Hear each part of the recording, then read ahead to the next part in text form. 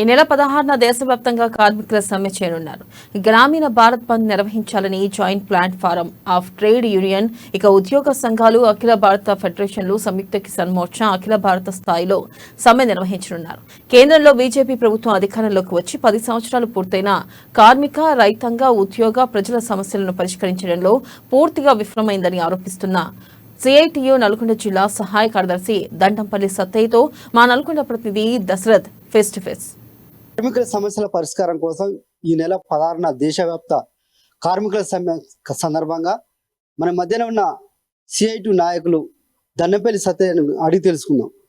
చెప్పండి, మరి ఇంతవరకు మీరు చేపట్టిన ఈ కార్యక్రమంలో మరి రేపు 16న చేపట్టే ఈ కార్యక్రమానికి కార్మికులు ఎంతమంది పాల్గొంటారు, వారి ప్రధానమైన డిమాండ్ ఏంది? ఫిబ్రవరి 16వ తారీఖు దేశవ్యాప్తంగా మొత్తం రైతాంగం, కార్మికులు, వ్యవసాయ కార్మికులు పెద్ద ఎత్తున ఈ యొక్క సమ్మెలో పాల్గొంటా ఉన్నారు. సమ్మె ప్రధాన ఉద్దేశం కేంద్ర ప్రభుత్వం తీసుకొచ్చినటువంటి ఈ 4 లేబర్ కోడ్లను రద్దు చేయాలని చెప్పి కార్మికులు పోరాడి సాధించుకున్నటువంటి కార్మిక చట్టాలను కాపాడాల్సిన పరిస్థితి ఉంది. దాంతోపాటు ప్రభుత్వ రంగ సంస్థలను పరిరక్షించాలని, కాంట్రాక్టు అవుట్సోర్సింగ్ విధానాన్ని రద్దు చేసి సుప్రీంకోర్టు తీర్పు ప్రకారం అందరికీ సమాన పనికి సమాన వేతనం ఇవ్వాలని చెప్పి డిమాండ్. అదేవిధంగా రైతాంగానికి మద్దతు ధర చట్టాన్ని పార్లమెంట్లో ఆమోదించాలని, అదే వ్యవసాయ కార్మికులకు ఉపాధి హామీని రక్షించాలని చెప్పి దానికి నిధులు కేటాయించాలని చెప్పి ఈ ప్రధానమైన డిమాండ్ల మీద ఈ సమ్మె జరుగుతూ ఉంది. ఇప్పటికీ నల్గొండ జిల్లాలో విస్తృతంగా సమ్మె సంబంధించినటువంటి ప్రచార కార్యక్రమం ముమ్మరం చేయడం జరిగింది. కరపత్రాల పంపిణీ కానీ, సంతకాల సేకరణ కానీ, గ్రూప్ మీటింగ్స్ కానీ విస్తృతంగా నిర్వహిస్తున్నాం. వేలాది మంది ఈ యొక్క నల్గొండ పట్టణంలో ర్యాలీ తీయడానికి కూడా సన్నద్ధం అవుతున్న పరిస్థితి ఉంది. కార్మికులు ఎదుర్కొంటున్న సమస్యలపైన కేంద్ర రాష్ట్ర ప్రభుత్వాలు ఏ విధంగా వ్యవహరిస్తున్నాయి? సమస్యల పరిష్కారంలో ఎందుకు చొరవ చూపడం లేదు? ఈ ప్రభుత్వాలు కార్పొరేట్లకు అనుకూలంగా వ్యవహరించే పరిస్థితి ఉంది. కార్మికుల స్థితిగతుల గురించి ఆలోచించే స్థితిలో లేదు. ఎందుకంటే ఈ ప్రభుత్వాలే ఈ కార్పొరేట్లు విధానాల మీద డబ్బులతోటి నడుస్తున్న వ్యవహారంగా ఎన్నికల రాజకీయాలు ముడిపడి ఉన్నాయి.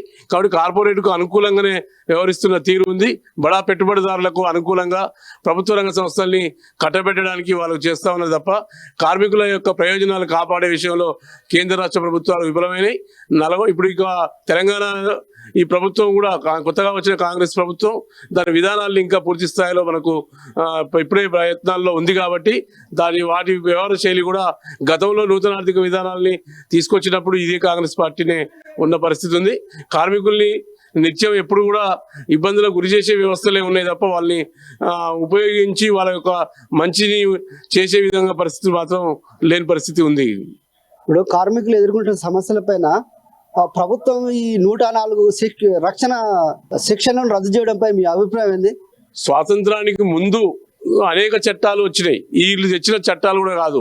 ఆ బ్రిటిష్ కాలంలో కూడా కార్మిక వర్గం పోరాడి సమ్మె హక్కు కానీ, లేకపోతే కనీస వేతనాల చట్టం కానీ, పారిశ్రామిక వివాదాల చట్టం కానీ, పిఎఫ్, ఈఎస్ఐ ఇట్లా చట్టాలన్నీ ఇప్పుడు వాటన్నిటిని కూడా రద్దు చేసి 4 కోళ్లు మాత్రమే తీసుకొచ్చారు. దాని ద్వారా కార్మిక వర్గం తీవ్ర నష్టం జరిగే పరిస్థితి ఉంది. అది కార్పొరేట్లకు ఉపయోగపడే విధంగా ఉంది. కార్మికుల్ని బానిసలుగా చేస్తున్న పరిస్థితి ఉంది. దాన్ని వ్యతిరేకిస్తూనే రేపు 16 సమ్మెకు కార్మిక వర్గం మొత్తం సన్నద్ధం అవుతా ఉంది. కార్మికుల సమస్యలపై నిత్యం మీరు పోరాటాలు నిర్వహిస్తూ ఉన్నారు. ఇప్పటి వరకు మీరు ఎలాంటి కార్యక్రమాలు నిర్వహించి ఈ కార్మికుల సమస్యల పరిష్కారం కోసం ఎలాంటి కార్యక్రమాలు చేపట్టారు?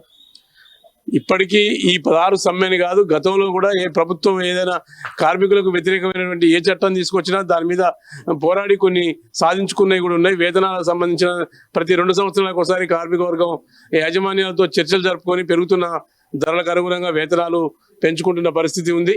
తర్వాత పిఎఫ్, ఈఎస్ఐ సక్రమంగా చెల్లించే విధంగా ఈ కాంట్రాక్టర్లు ఈ పిఎఫ్, ఈఎస్ఐ ఎగ్గొట్టే సందర్భంలో మనం కొట్లాడి వాళ్ళకి హక్కుల్ని నిలబెట్టిన పరిస్థితి ఉంది. అదేవిధంగా ఈ యొక్క సమ్మెల సందర్భంలో కూడా ప్రభుత్వాలు మొండిగా వివరిస్తే దానికి తగ్గట్టుగా మనం కూడా దాన్ని కార్మికులందరినీ సన్నద్ధం చేసి ప్రభుత్వ విధానాల మీద చైతన్యం చేస్తూ పోరాటాలని ఉధృతం చేస్తున్న పరిస్థితి ఉంది. వాళ్ళ హక్కుల్ని కూడా నిలబెడుతున్న పరిస్థితి ఉంది. ఇప్పుడు ఈ నెల 16న చేపట్టే దేశవ్యాప్త కార్మిక సమ్మెలో ఎన్ని కార్మిక సంఘాలు పాల్గొంటున్నాయి? ముఖ్య నేతలు ఎవరైనా హాజరవుతున్నారా?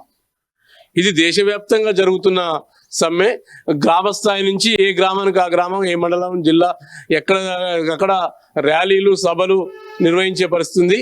ఎక్కడికక్కడ ఆ 16వ తారీఖు నాటికి అన్ని సంఘాలు కలిపి, ఇక్కడ సిఐటియు ఒకటే కాదు, ఏఐటిసి, ఐఎన్టీసీ, ఐఎఫ్టియు, ఇతర కేంద్ర ఉద్యోగ కార్మిక సంఘాలన్నీ కూడా రాష్ట్ర ప్రభుత్వ సంఘాలు మద్దతు తెలియజేస్తున్నాయి.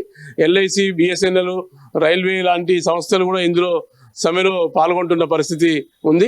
కాబట్టి కేంద్ర సంబంధించినటువంటి ప్రభుత్వం మీద చేస్తున్న ఈ యొక్క పోరాటంలో దేశ నాయకత్వం కూడా ఆయా సందర్భాలను బట్టి ఆ 16వ తారీఖు పాల్గొంటారు. ఇంకా తేదీలు ఆ యొక్క నాయకత్వం సమయం ఫిక్స్ కాలే కానీ అంతటా కూడా జరుగుతుంది. నాయకత్వం అనేది పాల్గొంటుంది. కేంద్ర నాయకత్వం కూడా వచ్చే అవకాశం ఉంది. ఇది తాజా పరిస్థితి. ఈ నెల 16న చేపట్టే ఈ కార్మిక సమ్మెలో మరి కార్మికులు పెద్ద ఎత్తున పాల్గొని విజయవంతం చేయాలని పిలుపునివ్వడం జరుగుతుంది. కెమెరామ్యాన్ క్రాంతితో రిపోర్టర్ దశరథ, అమ్మ న్యూస్, నల్గొండ.